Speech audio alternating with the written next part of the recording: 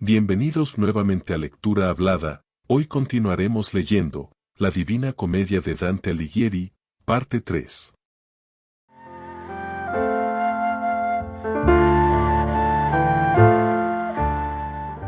Canto 21.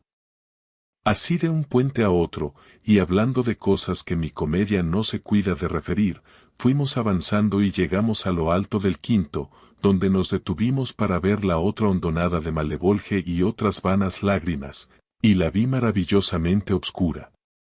Así como en el arsenal de los venecianos hierve en el invierno la pez tenaz, destinada a reparar los buques averiados que no pueden navegar, y al mismo tiempo que uno construye su embarcación, otro calafatea los costados de la que ha hecho ya muchos viajes, otro recorre la proa, otro la popa, quien hace remos, quien retuerce las cuerdas, quienes, por fin, reparan el palo de mesana y el mayor, de igual suerte, y no por medio del fuego, sino por la voluntad divina, hervía allá abajo una resina espesa, que se pegaba a la orilla por todas partes.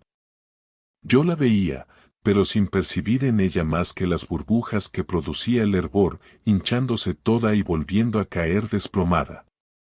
Mientras la contemplaba fijamente, mi guía me atrajo hacia sí desde el sitio en que me encontraba, diciéndome, ten cuidado, ten cuidado. Entonces me volví como el hombre que ansía ver aquello de que le conviene huir, y a quien asalta un temor tan grande y repentino, que ni para mirar detiene su fuga, y vi detrás de nosotros un negro diablo, que venía corriendo por el puente. Oh, cuán feroz era su aspecto, y qué amenazador me parecía con sus alas abiertas y sus ligeros pies. Sobre sus hombros, altos y angulosos, llevaba a cuestas un pecador, a quien tenía agarrado por ambos jarretes. Desde nuestro puente dijo: Oh, Malebranche, ved aquí uno de los ancianos de Santa Cita, ponedle debajo, que yo me vuelvo otra vez a aquella tierra, que está tan bien provista de ellos. Allí todos son bribones, excepto Bonturo, y por dinero, de un no hacen unita. 25, le arrojó abajo, y se volvió por la dura roca tan deprisa, que jamás ha habido mastín suelto que haya perseguido a un ladrón con tanta ligereza.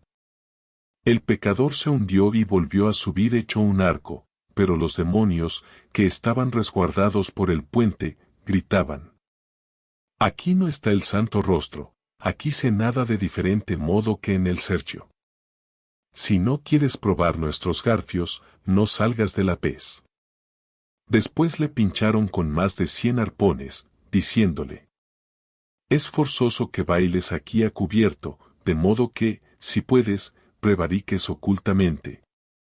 No de otra suerte hacen los cocineros que sus marmitones sumerjan en la caldera las viandas por medio de grandes tenedores, para que no sobrenaden. A fin de que no adviertan que estás aquí, me dijo el buen maestro, ocúltate detrás de una roca, que te sirva de abrigo, y aunque se me haga alguna ofensa, no temas nada, pues ya conozco estas cosas por haber estado otra vez entre estas almas venales. Enseguida pasó al otro lado del puente, y cuando llegó a la sexta orilla, tuvo necesidad de mostrar su intrepidez.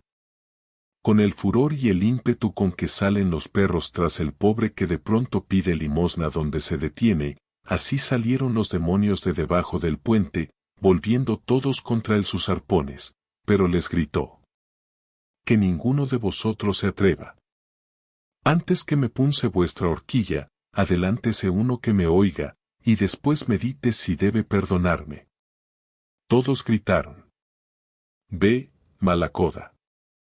Por lo cual uno de ellos se puso en marcha, mientras los otros permanecían quietos, y se adelantó diciendo: ¿Qué te podrá salvar de nuestras garras?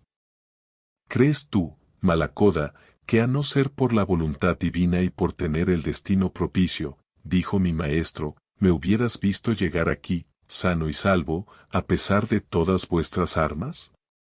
Déjame pasar, porque en el cielo quieren que enseñe a otro este camino salvaje. Entonces quedó tan abatido el orgullo del demonio, que dejó caer el arpón a sus plantas, y dijo a los otros: que no se le haga daño. Y mi guía a mí. O tú, que estás agazapado tras de las rocas del puente. Ya puedes llegar a mí con toda seguridad. Entonces eché a andar, y me acerqué a él con prontitud, pero los diablos avanzaron, de modo que yo temí que no observaran lo pactado. Así vi temblar en otro tiempo a los que por capitulación salían de Caprona, viéndose entre tantos enemigos. Me acerqué cuanto pude a mi guía, y no separaba mis ojos del rostro de aquellos, que no era nada bueno. Bajaban ellos sus garfios, y, ¿quieres que le pinche en la rabadilla?, como decía uno de ellos a los otros. Y respondían: sí, sí, clávale. Pero aquel demonio, que estaba conversando con mi guía, se volvió de repente, y gritó: quieto, quieto, Scarmiglione. Después nos dijo: por este escollo no podréis ir más lejos, pues el sexto arco yace destrozado en el fondo. Si os pléis ir más adelante, seguid esta costa escarpada, cerca veréis otro escollo por el que podréis pasar. Ayer, 5 horas más tarde que en este momento, se cumplieron 1266 años desde que se rompió aquí el camino. 26. Voy a enviar hacia allá varios de los míos para que observen si algún condenado procura sacar la cabeza al aire, y dé con ellos, que no os harán daño. Adelante, Alichino y Calcabrina, empezó a decir: y tú también, Cagnazo, Barbariche guiará a los 10. Vengan además Libicocco, y Dragignazo, Siriato, el de los grandes colmillos, y Grafiacane, y Farfarello, y el loco de Rubicantondad en torno de la pez hirviente. Estos deben llegar salvos hasta el otro escollo, que atraviesa enteramente sobre la fosa. 27. Oh maestro. ¿Qué es lo que veo? Dije. Si conoces el camino, vamos sin escolta. Yo, por mí, no la solicito. Si eres tan prudente como de costumbre, ¿no ves que rechinan los dientes, y se hacen guiños que nos amenazan algún mal? No quiero que te espantes, me contestó, deja que rechinen los dientes a su gusto. Si lo hacen, es por los desgraciados que están hirviendo. Se pusieron en camino por la margen izquierda, pero cada uno de aquellos de antemano se habían mordido la lengua en señal de inteligencia con su jefe, y éste se sirvió de su ano a guisa de trompeta. Canto 22. He visto alguna vez a la caballería levantar el campo, empezar el combate, pasar revista, y a veces batirse en retirada. He visto, aretinos, hacer excursiones por vuestra tierra y saquearla. He visto luchar en los torneos y correr en las justas, ya al sonido de las trompetas, ya al de las campanas, al ruido de los tambores, con las señales de los castillos, y con todo el aparato nacional y extranjero. Pero lo que no he visto nunca es que tan extraño instrumento de viento haya indicado la marcha a jinetes ni peones. Jamás, ni en la tierra, ni en los cielos, dio semejante faro a ningún buque. Marchábamos juntamente con los 10 demonios, oh terrible compañía, pero en la iglesia con los santos, y en la taberna con los borrachos. Sin embargo, mi atención estaba concentrada en la pez para distinguir todo lo que contenía la fosa y los que se abrazaban dentro de ella. Así como saltan los delfines fuera del agua, indicando a los marinos que precavan la nave de la tempestad, así también algunos condenados, para aliviar su tormento, sacaban la espalda y la volvían a esconder más rápidos que el relámpago, y lo mismo que en un charco las ranas sacan la cabeza a flor de agua, aunque teniendo dentro de ella sus patas y el resto del cuerpo. Así estaban por todas partes los pecadores, pero en cuanto Barbariche se aproximaba, volvían a sumergirse en aquel hervidero. Yo vi, y aún se estremece por ello mi corazón, a uno de aquellos que había tardado más tiempo en hundirse, como sucede con las ranas, que una queda fuera del agua, mientras otra se zambulle, y Grafiacane, que estaba más cerca de él, le enganchó por los cabellos embiscados de pez, y lo sacó fuera como si fuese una nutria. Yo sabía el nombre de todos aquellos demonios, por haberme hecho cargo de ellos cuando los eligió Malacoda. Rubicante, plántale encima tu garfio y desuéllalo, gritaban a un tiempo todos aquellos malditos. Yo dije: Maestro mío, si puedes, procura saber quién es ese desgraciado que ha caído en manos de sus adversarios. Mi guía se le acercó, y le preguntó de dónde era, a lo que respondió: Yo nací en el reino de Navarra. Mi madre me puso al servicio de un señor, ella me había engendrado de un pródigo, que se destruyó a sí mismo y disipó su fortuna. Después fui favorito del buen rey Tebaldo, y me lancé a comerciar con sus favores, crimen de que doy cuenta en este horno. Y Siriato, a quien salía de cada lado de la boca un colmillo como el de un jabalí, le hizo sentir lo bien que uno de ellos sería. Entre malos gatos había caído aquel ratón, porque Barbarichia lo sujetó entre sus brazos, diciendo: Quedaos ahí mientras que yo le ensarto.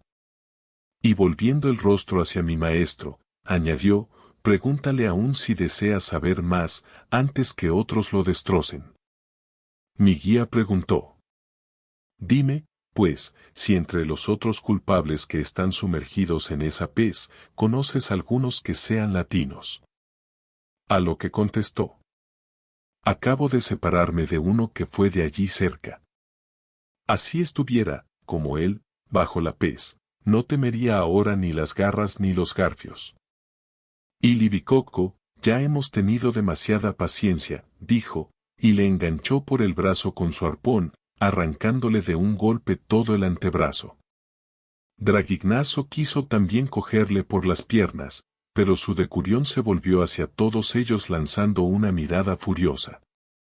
Cuando se hubieron calmado un poco, mi guía no tardó en preguntar a aquel que estaba contemplando su herida: ¿Quién es ese de quien dices que te has separado, por tu desgracia, para salir a flote? Y le respondió: Es el hermano Gomita, aquel de Gallura, vaso de iniquidad, que tuvo en su poder a los enemigos de su señor, e hizo de modo que todos le alabasen. Aceptó su oro y los dejó libres, según él mismo dice, y con respecto a los empleos, no fue un pequeño, sino un soberano prevaricador. Con él conversa a menudo don Miguel Sánchez de Logodoro, y sus lenguas no se cansan nunca de hablar de las cosas de Cerdeña. ¡Ay de mí! Ved a ese otro como aprieta los dientes. Aún hablaría más, pero temo que se prepara rascarme la tiña. El gran jefe de los demonios se dirigió a Farfarelo, que movía sus ojos en todas direcciones buscando donde herir, y le dijo: Quítate de ahí, pájaro malvado. Si queréis ver u oír a toscanos y lombardos, empezó a decir enseguida el desgraciado pecador, haré que vengan. Pero que esas malditas garras se mantengan un poco apartadas, a fin de que ellos no teman sus venganzas. Yo, sentándome en este mismo sitio, por uno que soy haré venir 7, silbando como acostumbramos cuando uno de nosotros saca la cabeza fuera de la pez. Al oír estas palabras, Gagnazo levantó el hocico meneando la cabeza, y dijo: Oigan el medio malicioso de que se ha valido para volver a sumergirse. A lo cual contestó aquel, que tenía abundancia de estratagemas: En verdad que soy muy malicioso, cuando expongo a los míos a mayores tormentos. No pudo contenerse Alichino, y en contra de lo dicho por los otros, respondió: Si te arrojas en la pez, no correré al galope detrás de ti, sino que emplearé mis alas para ello. Te damos de ventaja la escarpa, y el ribazo por defensa, y veamos si tú solo vales más que todos nosotros. O tú, que lees esto, ahora verás un nuevo juego. Todos los demonios se volvieron hacia la pendiente opuesta, y el primero de ellos, el que se había mostrado más renitente.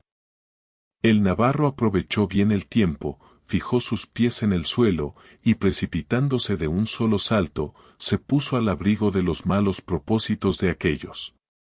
Contristados se quedaron los demonios ante esta treta, pero mucho más el que tuvo la culpa de ella, por lo cual se lanzó tras de él gritando: Ya te tengo. Pero de poco le valió, porque sus alas no pudieron igualar en velocidad al espanto de Ciampolo. Este se lanzó en la pez, y aquel cambió la dirección de su vuelo, llevando el pecho hacia arriba. No de otro modo se sumerge instantáneamente el pato cuando el halcón se aproxima, y éste se remonta furioso y fatigado. Calcabrina, irritado contra Lichino por aquel engaño, echó a volar tras él, deseoso de que el pecador se escapara para tener un motivo de querella. Y cuando hubo desaparecido el prevaricador, volvió sus garras contra su compañero, y se aferró con él sobre el mismo estanque. Pero este, gavilán adiestrado, hizo uso también de las suyas, y los dos cayeron en medio de la pez hirviente. El calor los separó bien pronto, pero todo su esfuerzo para remontarse era en vano, porque sus alas estaban embiscadas. Barbarichia, descontento como los demás, hizo volar a 4 desde la otra parte con todos sus arpones, y bajando rápidamente hacia el sitio designado, tendieron sus garfios a los 2 demonios, que estaban medio cosidos en la superficie de aquella fosa. Nosotros los dejamos allí enredados de aquella manera. Canto 23. Solos, en silencio y sin escolta, íbamos uno tras otro, como acostumbran ir los frailes menores. La riña que acabábamos de presenciar me trajo a la memoria la fábula de Esopo, en que habló de la rana y del topo, pues las partículas Mo e Isa, 28, no son tan semejantes como estos dos hechos, si atentamente se consideran el principio y el fin de entrambos. Y como un pensamiento procede rápidamente de otro, de este nació uno nuevo, que redobló mi primitivo espanto. Yo pensaba así, esos demonios han sido engañados por nuestra causa, y con tanto daño y escarnio, que les creo muy ofendidos. Si a la malevolencia se añade la ira, nos van a perseguir con más crueldad que el perro que sujeta a la liebre por el cuello. Ya sentía que se erizaban mis cabellos a causa del temor, y miraba hacia atrás atentamente, por lo que dije. Maestro, si no nos ocultas a los dos prontamente, temo a los demonios que vienen detrás de nosotros, y tan así me lo imagino, que ya me parece que los oigo. A lo que él contestó. Si yo fuera un espejo, no verías en mí tu imagen tan pronto como veo en tu interior. En este momento se cruzaban tus pensamientos con los míos bajo la misma faz y aspecto, de suerte que he deducido de ambos un solo consejo. Si es cierto que la cuesta que hay a nuestra derecha está tan inclinada, que nos permita bajar a la sexta fosa, huiremos de la casa que imaginamos. Apenas había concluido de decirme su parecer, cuando vi venir a los demonios con las alas extendidas y muy cerca de nosotros, queriendo cogernos. Mi guía me agarró súbitamente, como una madre que, despertada por el ruido y viendo brillar las llamas cerca de ella, coge a su hijo y huye, y teniendo más cuidado de él que de sí misma, no se detiene ni aun a ponerse una camisa. Desde lo alto de la calzada, se deslizó de espaldas por la pendiente roca, uno de cuyos lados divide la quinta de la sexta fosa. Jamás corrió tan rápida el agua por la canal de un molino, cuando más se acerca a las paletas de la rueda, como descendió por aquel declive mi maestro, llevándome sobre su pecho, cual si fuese hijo suyo y no su compañero. Apenas tocaron sus pies al suelo del profundo abismo, cuando los demonios aparecieron en la roca sobre nuestras cabezas, pero ya no nos inspiraban temor, porque la alta providencia que los había designado para ministros de la quinta fosa, les quitó la facultad de separarse de allí. Abajo encontramos unas gentes pintadas, que giraban en torno con bastante lentitud, llorosas y con los semblantes fatigados y abatidos. Llevaban capas con capuchas echadas sobre los ojos, por el estilo de las que llevan los monjes de Colonia. 29. Aquellas capas eran doradas por de fuera, de modo que deslumbraban, pero por dentro eran todas de plomo, y tan pesadas, que las de Federico a su lado parecían de paja. 30. O manto fatigoso por toda la eternidad. Nos volvimos aún hacia la izquierda, y anduvimos con aquellas almas, escuchando sus tristes lamentos. Pero las sombras, rendidas por el peso, caminaban tan despacio, que a cada paso que dábamos cambiábamos de compañero. Yo dije a mi guía: procura encontrar a alguno que sea conocido por su nombre o por sus hechos, y mira al efecto en derredor tuyo mientras andas.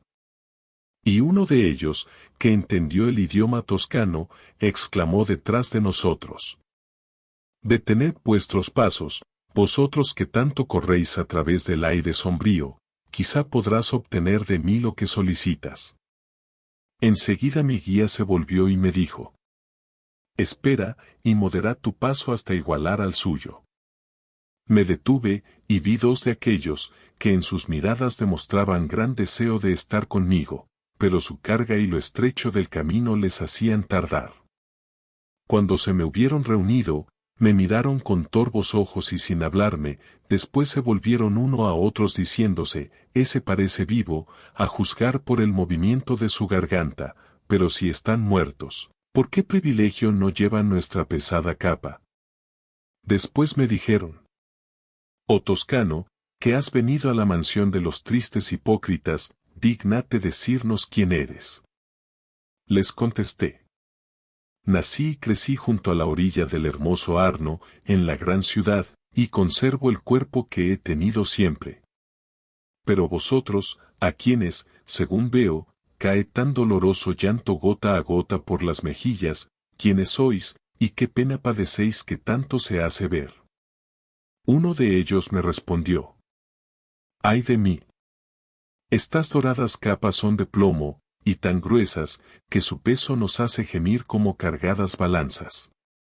Fuimos hermanos gozosos, 31, y boloñeses. Yo me llamé Catalano y este Loderingo.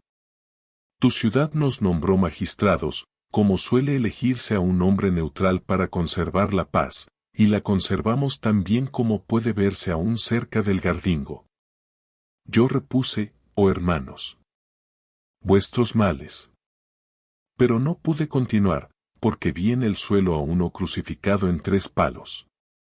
En cuanto me vio, se retorció, haciendo agitar su barba con la fuerza de los suspiros, y el hermano Catalano, que lo advirtió, me dijo: ese que estás mirando crucificado aconsejó a los fariseos que era necesario hacer sufrir a un hombre el martirio por el pueblo. Está atravesado y desnudo sobre el camino, como ves, y es preciso que sienta lo que pesa cada uno de los que pasan. Su suegro está condenado a igual suplicio en esta fosa, así como los demás del consejo que fue para los judíos origen de tantas desgracias. Entonces vi a Virgilio que contemplaba con asombro a aquel que estaba tan vilmente crucificado en el eterno destierro. Luego se dirigió al fraile en estos términos: ¿queríais decirnos si hacia la derecha hay alguna abertura por donde podamos salir los dos, sin obligar a los ángeles negros a que nos saquen de este abismo? Aquel respondió: más cerca de aquí de lo que esperas, se levanta una peña que parte del gran círculo y atraviesa todas las terribles fosas, pero está cortada en esta y no continúa sobre ella. Podréis subir por las ruinas que existen en el declive de su falda y cubren el fondo. Mi guía permaneció un momento con la cabeza inclinada, y después dijo: ¿cómo nos ha engañado aquel que ensarta con su garfio a los pecadores? Y el fraile repuso: he oído referir en Bolonia los numerosos vicios del demonio, entre los cuales no era el menor el de ser falso y padre de la mentira. Entonces mi guía se alejó precipitadamente con el rostro inmutado por la cólera, y en consecuencia, me alejé también de aquellas almas que soportaban tanto peso, y seguí las huellas de los pies queridos. Canto 24.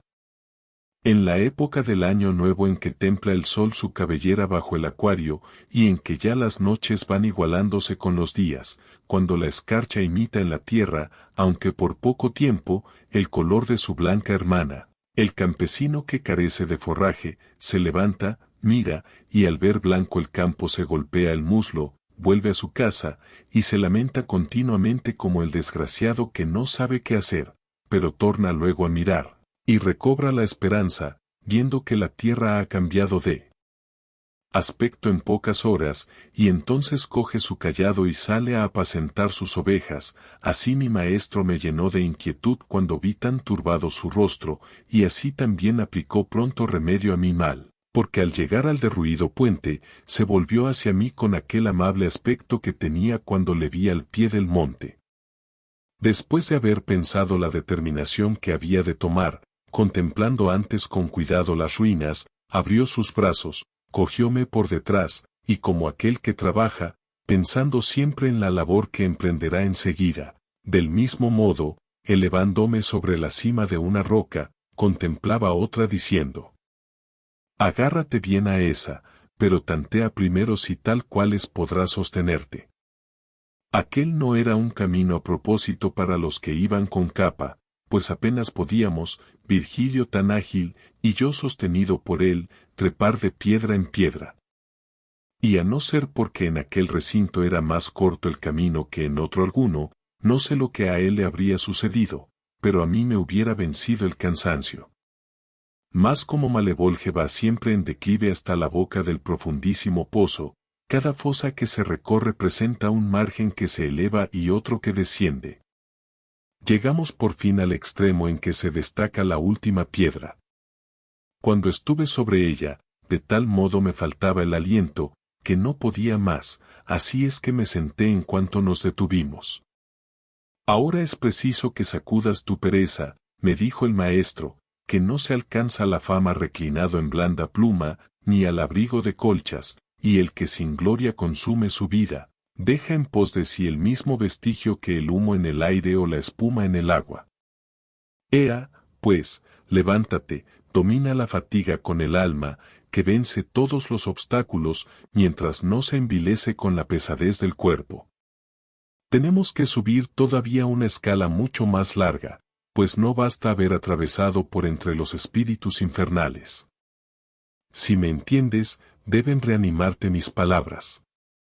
Levantéme entonces, demostrando más resolución de la que verdaderamente sentía en mi interior, y dije: vamos, ya me siento fuerte y atrevido. Echamos a andar por el escollo, que era áspero, estrecho y escabroso, y más pendiente que el anterior. Iba hablando para disimular mi flaqueza, cuando oí una voz que salía de la otra fosa, articulando palabras ininteligibles. No sé lo que dijo, a pesar de encontrarme en la cima del arco que por allí pasa, mas el que hablaba parecía conmovido por la ira. Yo me había inclinado, pero los ojos de un vivo no podían distinguir el fondo a través de aquella obscuridad, por lo cual dije: maestro, haz por llegar al otro recinto, y descendamos este muro, porque desde aquí oigo y no comprendo nada, miro hacia abajo y nada veo. Te responderé, me dijo, haciendo lo que deseas, que las peticiones justas deben satisfacerse en silencio.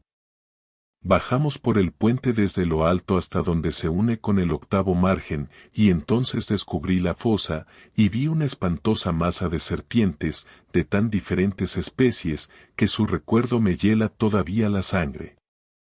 Deje la lidia de envanecerse con sus arenas, que sí produce quelidras, yáculos y faras, cencros y anfisbenas, ni en ella, ni en toda la Etiopía con el país que está sobre el Mar Rojo, existieron jamás tantas ni tan nocivas pestilencias como en este lugar.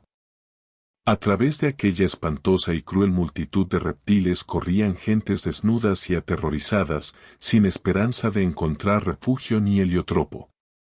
32. Tenían las manos atadas a la espalda con sierpes, las cuales, formando nudos por encima, les hincaban la cola y la cabeza en los riñones. Y he aquí que uno de aquellos desgraciados, que estaba cerca de nosotros, fue mordido por una serpiente en el punto en que el cuello se une a los hombros, y en el breve tiempo que se necesita para escribir una O y una I, se incendió, ardió y cayó reducido a cenizas. Pero apenas quedó consumido en el suelo, reuniéronse aquellas por sí mismas, y súbitamente se rehizo aquel espíritu como estaba antes.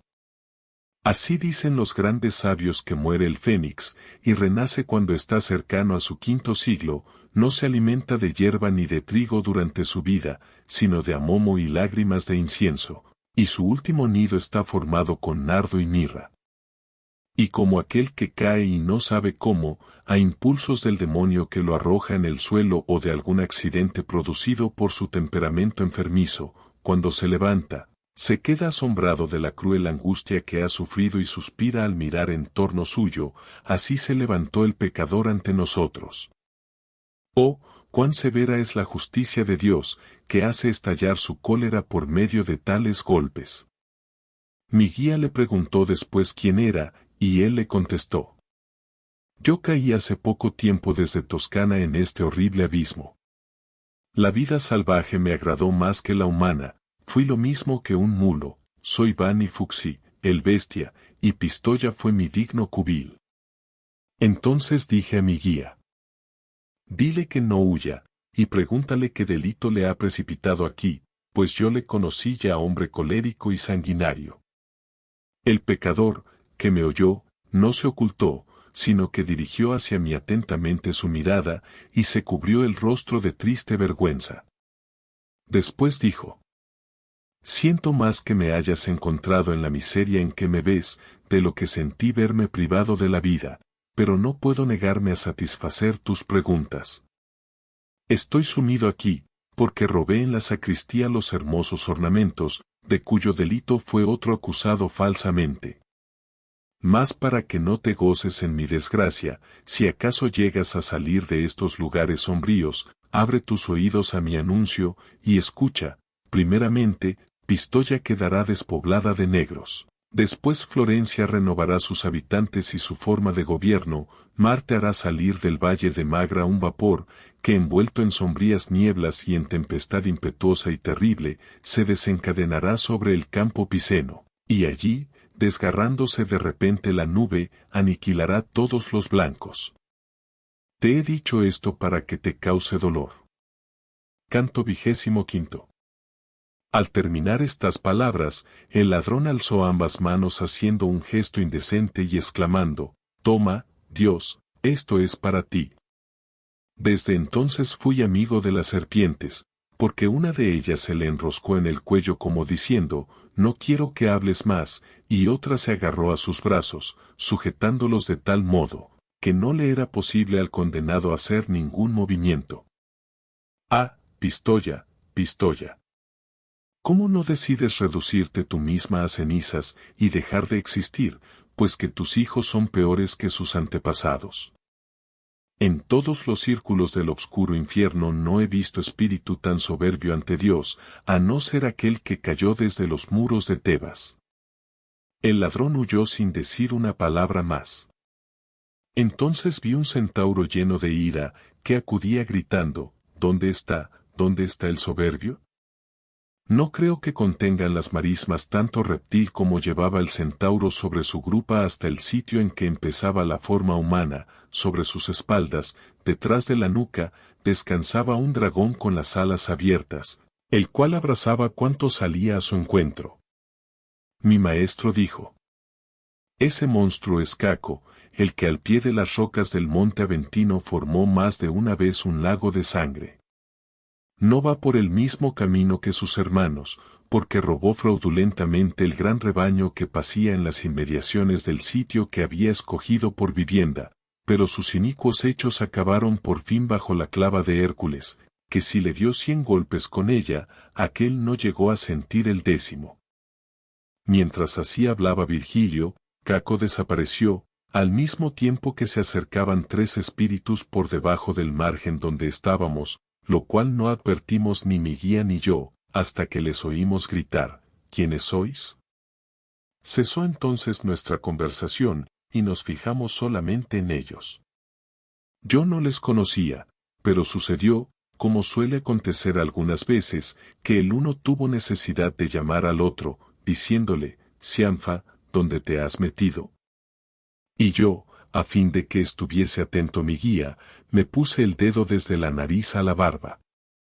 Ahora, lector, si se te hace difícil creer lo que te voy a decir, no será extraño, porque yo que lo vi, apenas lo creo.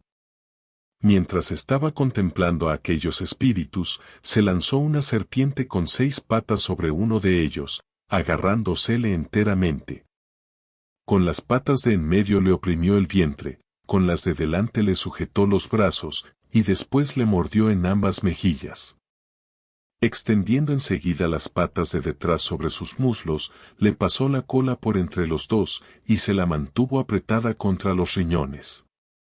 Nunca se agarró tan fuertemente la hiedra al árbol, como la horrible fiera adaptó sus miembros a los del culpable, después una y otro se confundieron, como si fuesen de blanda cera, y mezclaron tan bien sus colores, que ninguno de ambos parecía ya lo que antes había sido.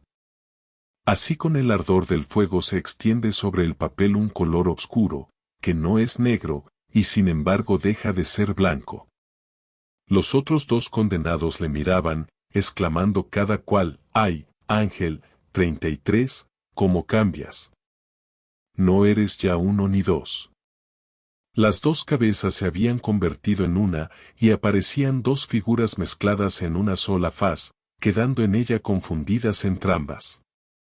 De los 4 brazos se hicieron 2, los muslos y las piernas, el vientre y el tronco se convirtieron en miembros nunca vistos.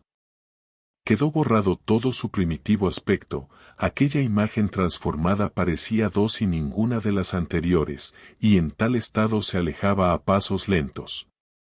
Como el lagarto, que bajo el ardor de los días caniculares, cuando cambia de maleza, parece un rayo al atravesar el camino, tal parecía, dirigiéndose hacia el vientre de los otros 2 espíritus, una pequeña serpiente irritada, lívida y negra como grano de pimienta.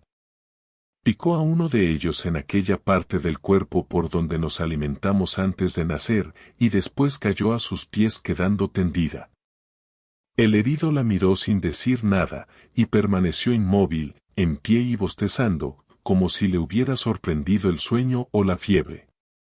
Él y la serpiente se miraban, y el uno por la herida y la otra por la boca, lanzaban un denso humo que llegaba a confundirse. Calle Lucano al referir las miserias de Sabello y de Nasidio, y escuche atentamente lo que describo aquí, calle Ovidio al ocuparse de Cadmo y Aretusa, que sí, en su poema, convirtió a aquel en serpiente y a este en fuente, no le envidio. Ovidio no transformó jamás 2 naturalezas frente a frente, de tal modo que sus formas cambiaran también de materia. El hombre y la serpiente se correspondieron de tal suerte, que cuando ésta abrió su cola en forma de horquilla, el herido juntó sus 2 pies. Las piernas y los muslos de éste se estrecharon tanto, que en poco tiempo no quedaron vestigios de su natural separación. La cola hendida de la serpiente tomaba la figura que desaparecía en el hombre, y su piel se hacía blanda al paso que dura la de aquel. Vi entrar los brazos del condenado en los sobacos, y las 2 patas de la fiera, que eran cortas, se alargaban tanto cuanto aquellos se encogían. Las patas de detrás de aquella, retorciéndose, formaban el miembro que el hombre oculta, y el del miserable dividióse en 2 patas. Mientras que el humo daba el color de la serpiente al hombre y viceversa, y hacía salir en aquella el pelo que quitaba a éste, el uno, es decir, la fiera transformada en hombre, se levantó, y cayó el otro, pero sin dejar de lanzarse miradas feroces, ante las cuales cada uno de ellos cambiaba de rostro. El que estaba en pie lo encogió hacia las sienes, y de la carne sedente se le formaron las orejas en sus lisos carrillos. La parte del hocico de la serpiente que no se replegó en la cabeza quedó fuera formando la nariz del rostro humano, y abultó al propio tiempo convenientemente los labios. El que estaba en el suelo extendió su boca hacia adelante, e hizo entrar sus orejas en la cabeza, como el caracol hace con sus cuernos, y la lengua, que estaba antes unida y dispuesta a hablar, se hendió, al paso que se unía la lengua hendida del reptil, dejando de lanzar humo. El alma que se había convertido en serpiente huyó silbando por la fosa, y el otro, hablando detrás de ella, le escupía. Volvióle después sus recién formadas espaldas, y dijo al otro condenado, quiero que vos os arrastre por este camino como yo lo he hecho. De tal suerte vi yo, en la séptima fosa, cambiarse y metamorfosearse dos naturalezas, y si mi lenguaje no es florido, sírvame de excusa la novedad del caso. Aunque mis ojos estuviesen turbados y mi espíritu aturdido, no pudieron huir las otras dos sombras tan ocultamente que yo no conociese a Puchiosiancato, el único de los tres espíritus de los llegados anteriormente que no había cambiado de forma. El otro era aquel que tú lloras, oh Gaville. Canto 26. Alégrate, Florencia, pues eres tan grande, que tu nombre vuela por mar y tierra, y es famoso en todo el infierno. Entre los ladrones he encontrado 5 de tus nobles ciudadanos, lo cual me avergüenza, y a ti no te honra mucho. Pero, si es verdad lo que se sueña cerca del amanecer, dentro de poco tiempo conocerás lo que contra ti desean, no ya otros pueblos, sino Prato, y si este mal se hubiese ya cumplido, no sería prematuro. Así viniese hoy lo que ha de suceder, pues tanto más me contristará, cuanto más viejo me vuelva. Partimos, y por los mismos escalones de las rocas que nos habían servido para bajar, subió mi guía, tirando de mí. Prosiguiendo la ruta solitaria a través de los picos y rocas del escollo, no era posible mover un pie sin el auxilio de la mano. Entonces me afligí, como me aflijo ahora, cuando pienso en lo que vi, y refreno mi espíritu más de lo que acostumbro, para que no aventure tanto que deje de guiarlo la virtud, porque, si mi buena estrella u otra influencia mejor me ha dado algún ingenio, no quiero yo mismo envidiármelo. Así como en la estación en que aquel que ilumina al mundo nos oculta menos su faz, el campesino que reposa en la colina a la hora en que el mosquito reemplaza a la mosca, ve por el valle las luciérnagas que corren por el sitio donde vendimia y ara, así también vi resplandecer infinitas llamas en la octava fosa, en cuanto estuve en el punto desde donde se distinguía su fondo.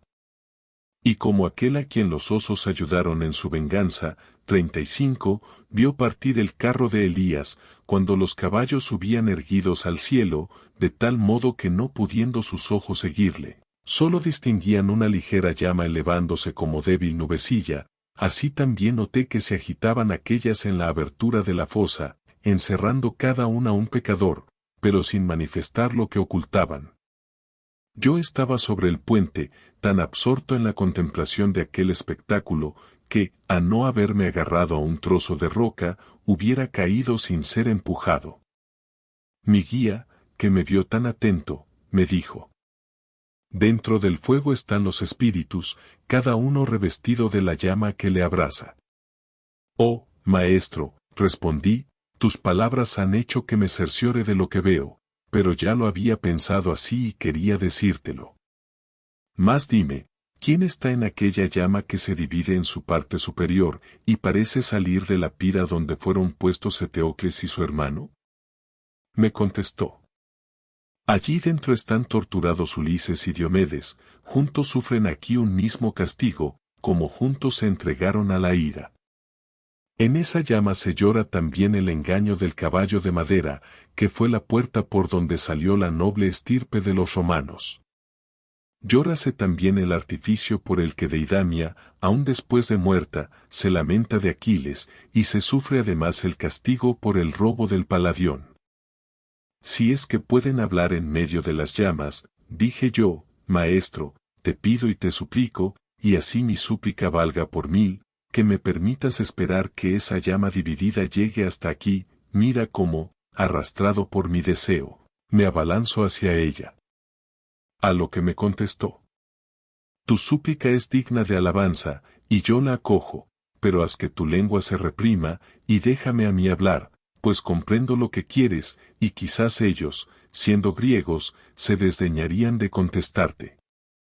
Cuando la llama estuvo cerca de nosotros, y mi guía juzgó el lugar y el momento favorables, le oí expresarse en estos términos: oh vosotros, que sois dos en un mismo fuego. Si he merecido vuestra gracia durante mi vida, si he merecido de vosotros poco o mucho, cuando escribí mi gran poema en el mundo, no os alejéis, antes bien dígame uno de vosotros dónde fue a morir, llevado de su valor. La punta más elevada de la antigua llama empezó a oscilar murmurando como la que agita el viento, después, dirigiendo a uno y otro lado su extremidad, empezó a lanzar algunos sonidos, como si fuera una lengua que hablara, y dijo: Cuando me separé de Circe, que me tuvo oculto más de un año en Gaeta, antes de que Eneas le diera este nombre, ni las dulzuras paternales, ni la piedad debida a un padre anciano, ni el amor mutuo que debía hacer dichosa a Penélope, pudieron vencer el ardiente deseo que yo tuve de conocer el mundo, los vicios y las virtudes de los humanos, sino que me lancé por el abierto mar solo con un navío, y con los pocos compañeros que nunca me abandonaron. Vi entrambas costas, por un lado hasta España, por otro hasta Marruecos, y la isla de los Sardos y las demás que baña en torno a aquel mar. Mis compañeros y yo nos habíamos vuelto viejos y pesados cuando llegamos a la estrecha garganta donde plantó Hércules las dos columnas para que ningún hombre pasase más adelante. Dejé a Sevilla a mi derecha, como había dejado ya a Ceuta a mi izquierda. Oh hermanos, dije, que habéis llegado al occidente a través de 100.000 peligros, ya que tampoco os resta de vida, no os neguéis a conocer el mundo sin habitantes, que se encuentra siguiendo al sol. Pensad en vuestro origen, vosotros no habéis nacido para vivir como brutos, sino para alcanzar la virtud y la ciencia. Con esta corta arenga infundí en mis compañeros tal deseo de continuar el viaje, que apenas los hubiera podido detener después. Y volviendo la popa hacia el oriente, de nuestros remos hicimos alas para seguir tan desatentado viaje, inclinándonos siempre hacia la izquierda.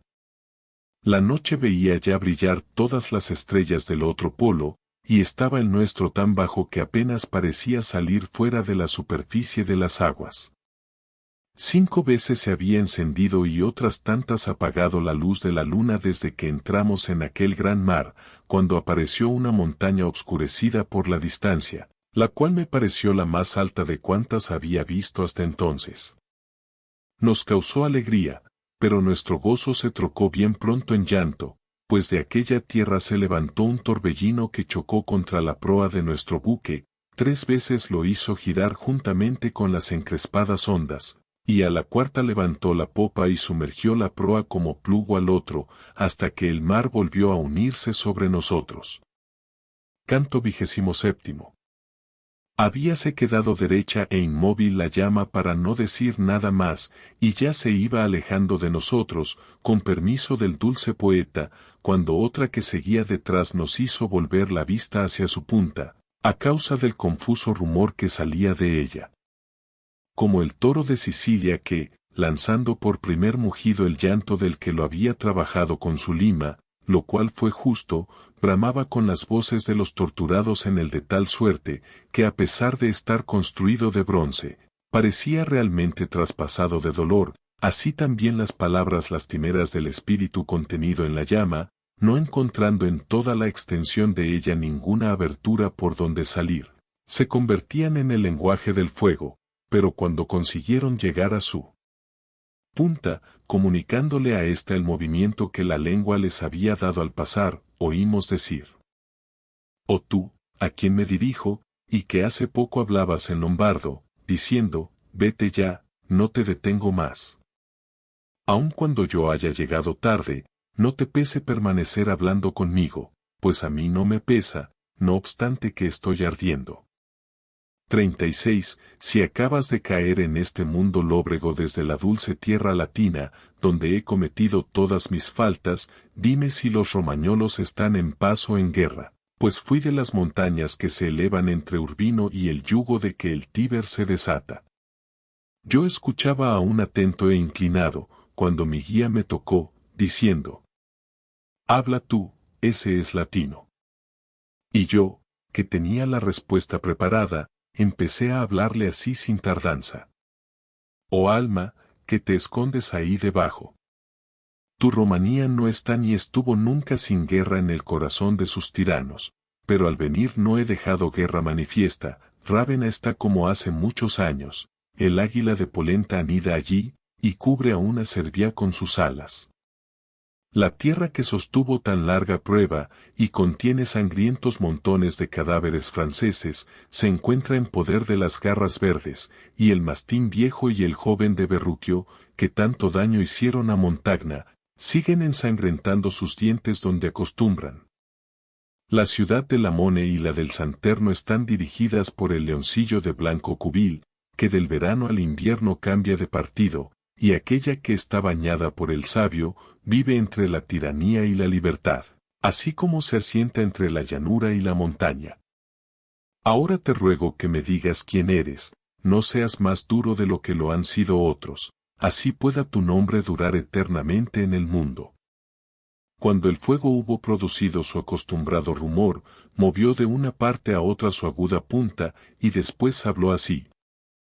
Si yo creyera que dirijo mi respuesta a una persona que debe volver al mundo, esta llama dejaría de agitarse, pero como ninguno pudo salir jamás de esta profundidad, si es cierto lo que he oído, te responderé sin temor a la infamia.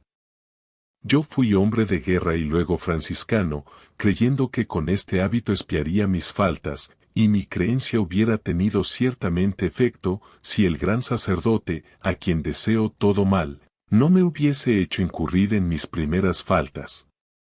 Quiero que tú sepas cómo y por qué. Mientras conservé la forma de carne y hueso que mi madre me dio, mis acciones no fueron de león, sino de zorra. Yo conocí toda clase de astucias, todas las acechanzas, y las practiqué tan bien, que su fama resonó hasta en el último confín del mundo. Cuando me vi cercano a la edad en que cada cual debería cargar las velas y recoger las cuerdas, lo que antes me agradaba me disgustó entonces, y arrepentido, confesé mis culpas, retirándome al claustro.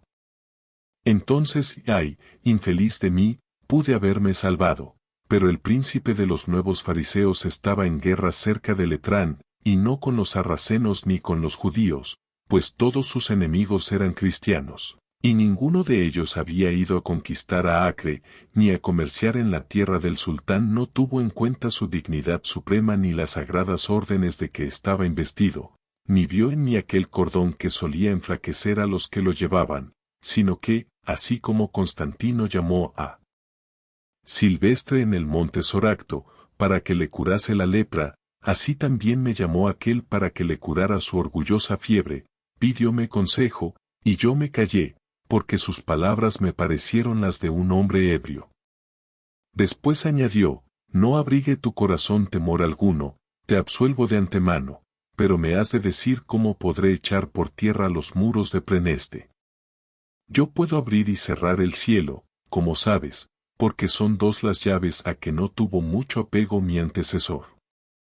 Estos graves argumentos me impresionaron, y pensando que sería peor callar que hablar, dije, Padre, puesto que tú me lavas del pecado en que voy a incurrir, para triunfar en tu alto solio, debes prometer mucho y cumplir poco de lo que prometas.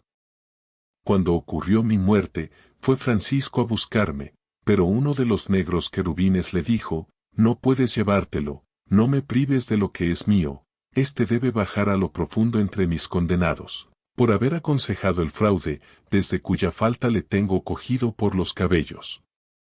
No es posible absolver al que no se arrepiente, como tampoco es posible arrepentirse y querer el pecado al mismo tiempo, pues la contradicción no lo consiente. Ay de mí, desdichado, como me aterré cuando me agarró, diciendo, ¿acaso no creerías que fuera yo tan lógico?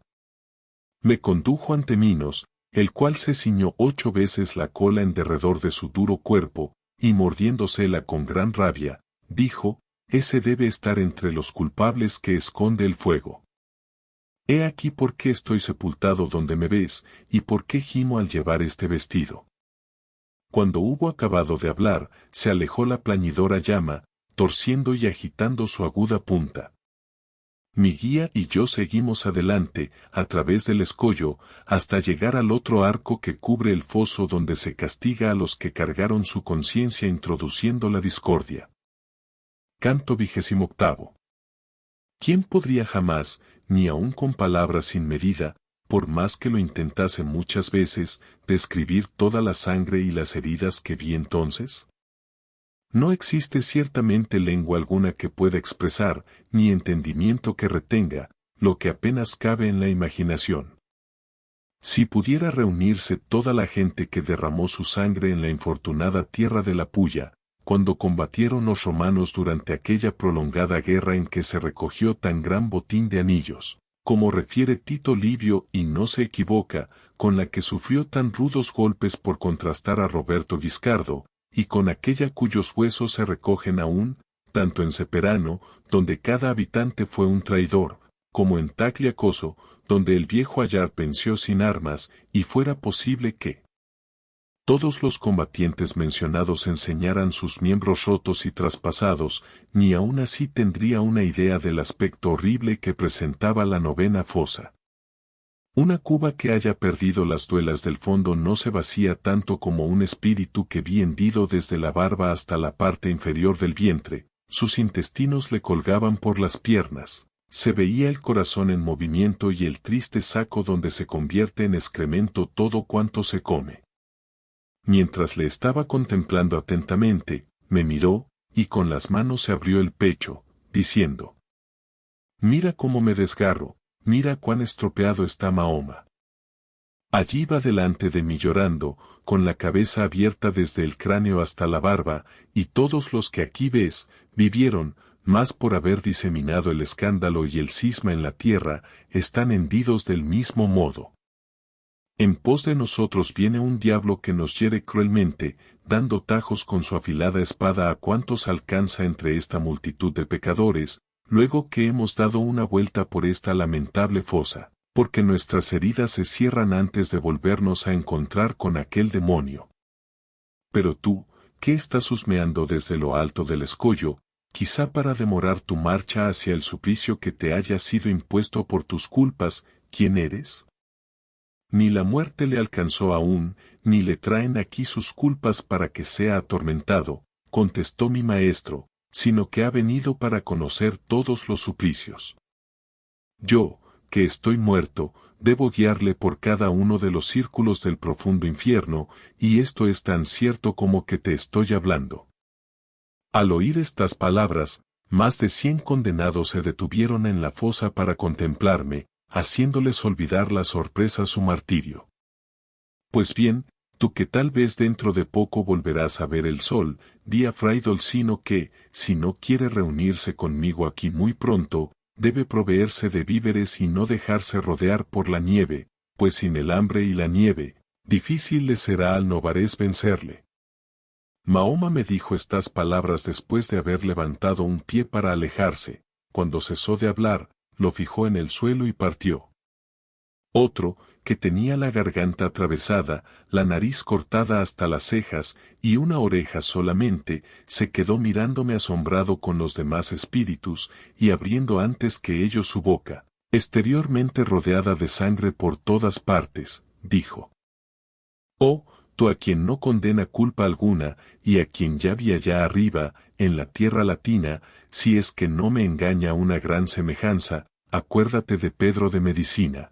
Si logras ver de nuevo la hermosa llanura que declina desde Vercelli a Marcabó, y a saber a los dos mejores de Fano, a Mes Seguido y a Angioleyo, que si la previsión no es aquí vana, serán arrojados fuera de su bajel, y ahogados cerca de la Católica por la traición de un tirano desleal.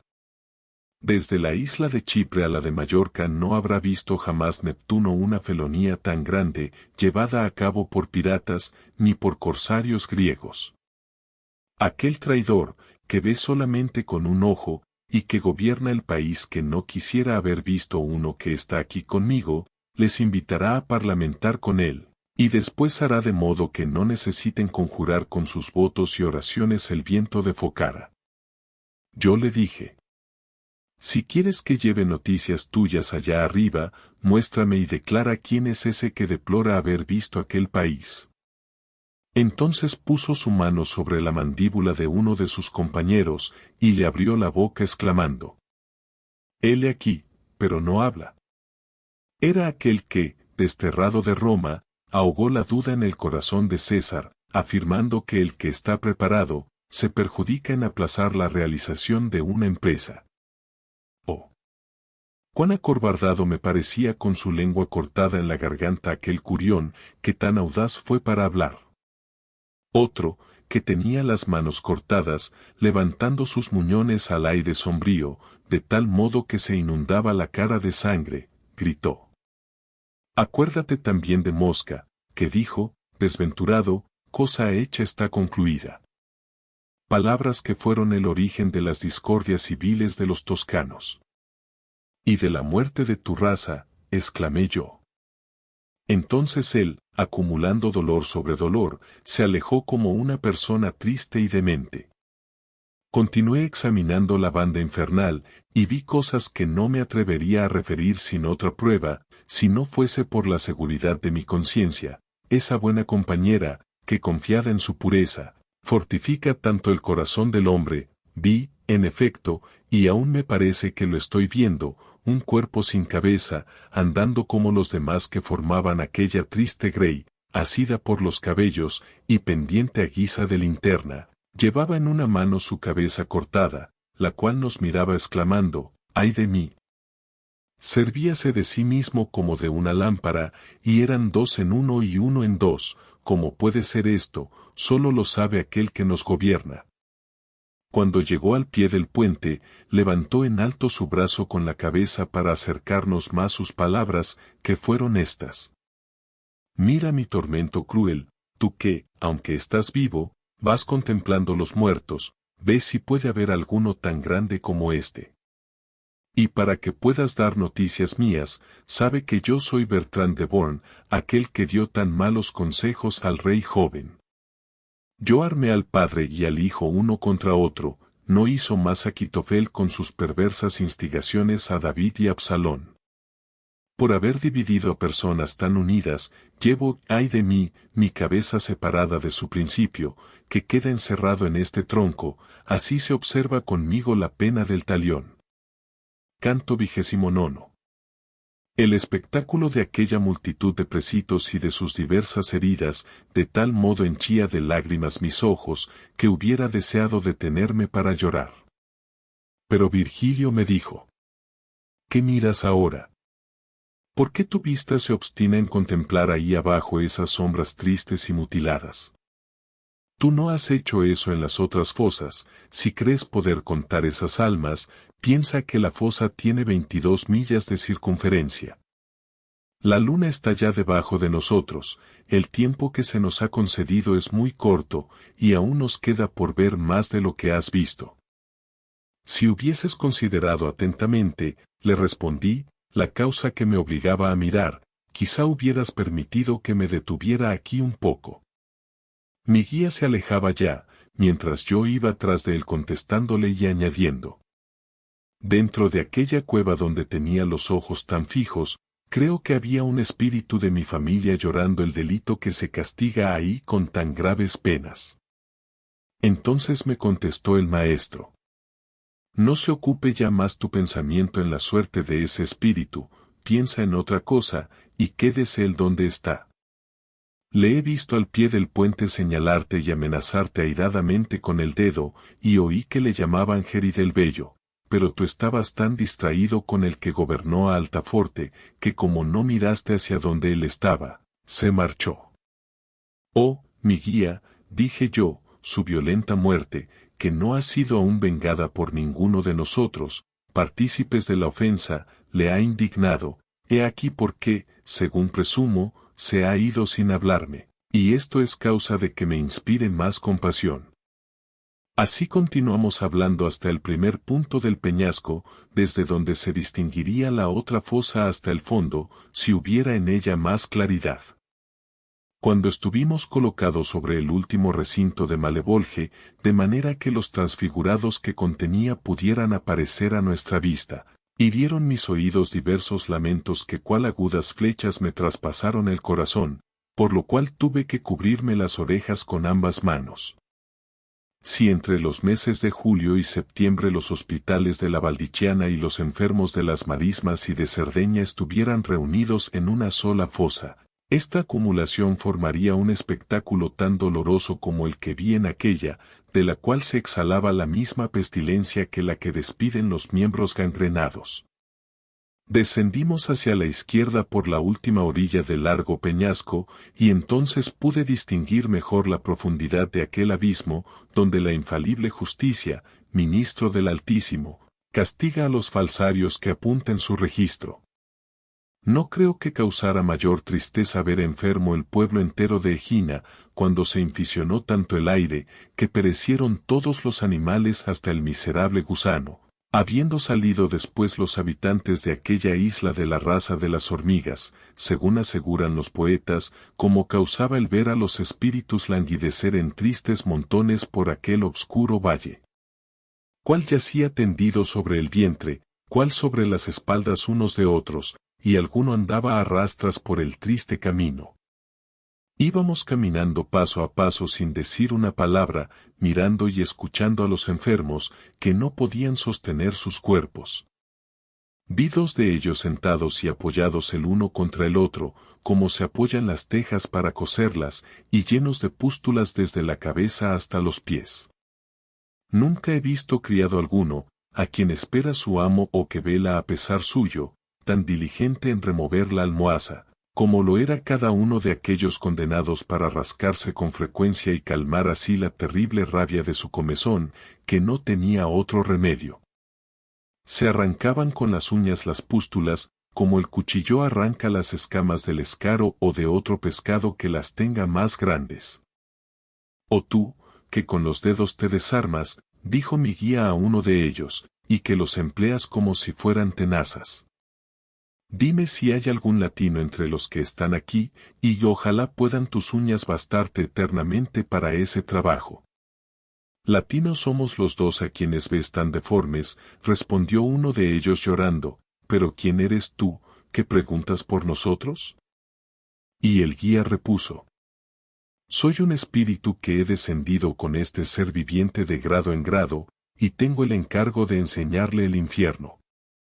Las dos sombras cesaron entonces de prestarse mutuo apoyo, y cada una de ellas se volvió temblando hacia mí, juntamente con otras que lo oyeron, aunque no se dirigía a ellas la contestación. El buen maestro se me acercó diciendo: diles lo que quieras. Y ya que él lo permitía, empecé de este modo. Así vuestra memoria no se borre de las mentes humanas en el primer mundo, y antes bien dure por muchos años. Decime quiénes sois y de qué nación, no tengáis reparo en franquearos conmigo, sin que os lo impida vuestro insoportable y vergonzoso suplicio. Yo fui de Arezzo, respondió uno, y Alberto de Siena me condenó a las llamas, pero la causa de mi muerte no es la que me ha traído al infierno. 37. Es cierto que le dije chanceándome, yo sabría elevarme por el aire volando, y él, que era curioso y de cortos alcances, quiso que yo le enseñase aquel arte, y tan solo porque no le convertí en Dédalo, me hizo quemar por mandato de uno que le tenía por hijo, pero Minos, que no puede equivocarse, me condenó a la última de las 10 fosas por haberme dedicado a la alquimia en el mundo. Yo dije al poeta: ¿hubo jamás un pueblo tan vano como el sienés? Seguramente no lo es tanto, ni con mucho, el pueblo francés. Entonces el otro leproso, que me oyó, contestó a mis palabras: exceptúa a Estrica, que supo hacer tan moderados gastos, y a Nicolo, que fue el primero que descubrió la rica usanza del clavo de especia en la ciudad donde hoy es tan común su uso. Exceptúa también la sociedad en que malgastó Caxia de Asiano sus viñas y sus bosques, y en la que Abagliato demostró hasta dónde llegaba su juicio. Mas para que sepas quién es el que de este modo te secunda contra los sieneses, fija en mí tus ojos a fin de que mi rostro corresponda al deseo que tienes de conocerme, y podrás ver que soy la sombra de Capocchio, el que falsificó los metales por medio de la alquimia, y debes recordar, si eres efectivamente el que pienso, que fui por naturaleza un buen imitador. Canto 30. En aquel tiempo en que Juno, por causa de Sémele, estaba irritada contra la sangre tebana, como lo demostró más de una vez, Atama se volvió tan insensato que, al ver acercarse a su mujer, llevando de la mano a sus 2 hijos, exclamó: «Tendamos las redes de modo que yo coja a su paso la leona con sus cachorros», y extendiendo después las desapiadadas manos, agarró a uno de ellos, que se llamaba Learco, le hizo dar vueltas en el aire y lo estrelló contra una roca. La madre se ahogó con el hijo restante. Cuando la fortuna abatió la grandeza de los troyanos, que a todos se atrevían, hasta que el reino fue destruido juntamente con el rey, la triste Hécuba, miserable y cautiva, después de haber visto a Polixena muerta, y el cuerpo de su Polidoro tendido en la orilla del mar, quedó con el corazón tan desgarrado, que, fuera de sí, empezó a ladrar como un perro, de tal modo la había trastornado el dolor. Pero ni los tebanos ni los troyanos furiosos demostraron tanta crueldad, no ya en torturar cuerpos humanos, sino ni siquiera animales, como la que vi en 2 sombras desnudas y pálidas, que corrían mordiéndose, como el cerdo cuando se escapa de su pocilga. Una de ellas alcanzó a Capocchio, y se le afianzó a la nuca de tal modo, que tirando de él, le hizo arañar con su vientre el duro suelo. El aretino, que quedó temblando, me dijo: «Ese loco es Gianni Chiqui, que va rabioso maltratando a los demás». «Oh», le dije yo, «no temas decirme quién es la otra sombra que va con él, antes que desaparezca, y ojalá no venga a hincarte los dientes en el cuerpo». Me contestó: «Es el alma antigua de la perversa Mirra, que fue amante de su padre contra las leyes del amor honesto. Para cometer tal pecado se disfrazó bajo la forma de otra, como aquel que ya se va tuvo empeño en fingirse Boso Donati, a fin de ganar la dona della Torma, testando en su lugar y dictando las cláusulas del testamento». 38. Cuando hubieron pasado aquellas 2 almas furiosas, sobre las cuales había tenido fija mi vista, me volví para mirar las sombras de los otros mal nacidos. Vi uno, que pareciera un laúd, si hubiese tenido el cuerpo cortado en el sitio donde el hombre se bifurca. La pesada hidropesía, que, a causa de los humores convertidos en maligna sustancia, hace los miembros tan desproporcionados, que el rostro no corresponde al vientre, le obligaba a tener la boca abierta, pareciéndose al ético que, cuando está sediento, dirige uno de sus labios hacia la barba y otro hacia la nariz. «Oh vosotros, que no sufrís pena alguna, y no sé por qué, en este mundo miserable», nos dijo, «mirad y estad atentos al infortunio de Maese Adam. Yo tuve en abundancia, mientras viví, todo cuanto deseé, y ahora, ay de mí, solo deseo una gota de agua». Los arroyuelos que desde las verdes colinas del Casentino descienden hasta el Arno, trazando frescos y apacibles cauces, continuamente están ante mi vista, y no en vano, pues su imagen me reseca más que el mal que descarna mi rostro. La rígida justicia que me castiga se sirve del mismo lugar donde he pecado para hacerme exhalar más suspiros. Allí está Romena, donde falsifiqué la moneda acuñada con el busto del Bautista, por lo cual dejé en la tierra mi cuerpo quemado. Pero si yo viese aquí el alma criminal de Guido, o la de Alejandro, o la de su hermano, no cambiaría el placer de mirarlos a mi lado ni aun por la fuente Branda. Una de ellas está ya aquí dentro, si es cierto lo que dicen las coléricas sombras de los que giran por estos sitios. ¿Pero qué me importa, si tengo encadenados mis miembros? Si a lo menos fuese yo tan ágil que en 100 años pudiera andar una pulgada, ya me habría internado por el sendero, buscándola entre esa gente deforme, a pesar de que la fosa tiene 11 millas de circunferencia y no menos de media milla de diámetro. Por su causa me veo entre estos condenados. Ellos me indujeron a acuñar los florines, que bien tenían 3 quilates de liga. A mi vez lo dije. ¿Quiénes son esos 2 espíritus infelices, que despiden vaho, como en el invierno una mano mojada, y que tan unidas yacen a tu derecha? Aquí los encontré, respondióme, cuando bajé a este abismo, y desde entonces, ni se han movido, ni creo que eternamente se muevan. El uno es la falsa que acusó a José, el otro es el falso Sinón, griego de Troya, por efecto de su ardiente fiebre, lanzan ese vapor fétido. Uno de ellos, indignado quizá porque se le daba aquel nombre infame, le golpeó con el puño en su endurecido vientre, haciéndoselo resonar como un tambor. Maese Aram le dio a su vez en el rostro con su puño, que no parecía menos duro, diciéndole: aunque me vea privado de moverme a causa de la pesadez de algunos de mis miembros, tengo el brazo suelto para semejante tarea. A lo que aquel replicó: cuando marchabas hacia la hoguera no lo tenías tan suelto, pero lo tenías mucho más cuando acuñabas moneda. El hidrópico repuso: eres verídico en eso, mas no lo fuiste tanto cuando en Troya te incitaron a que dijeses la verdad. Si allí dije una falsedad, en cambio tú falsificaste el cuño, dijo Sinón, y si yo estoy aquí por una falta, tú lo estás por muchas más que ninguno otro demonio. Acuérdate, perjuro, del caballo, replicó aquel que tenía el vientre hinchado, y sírvate de castigo el que el mundo entero conoce tu delito. Sírvate a ti también de castigo la sed que tiene agrietada tu lengua, contestó el griego, y el agua podrida que eleva tu vientre como una barrera ante tus ojos. Entonces el monedero replicó: también tu boca se rasga por hablar mal, como acostumbra. Si yo tengo sed, y si el humor me hincha, tú tienes fiebre y te duele la cabeza, no te harías mucho de rogar para lamer el espejo de Narciso.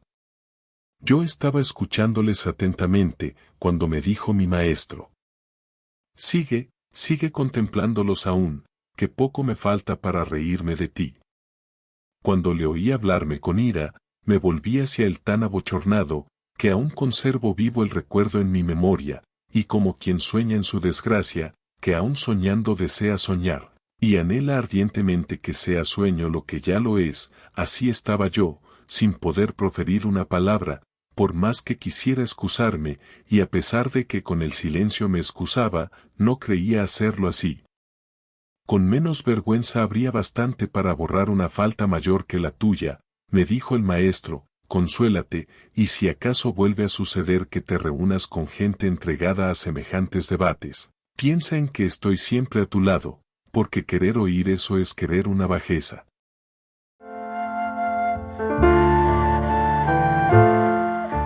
Gracias por llegar al final de este audiolibro, nos vemos en la siguiente parte de la Divina Comedia de Dante Alighieri.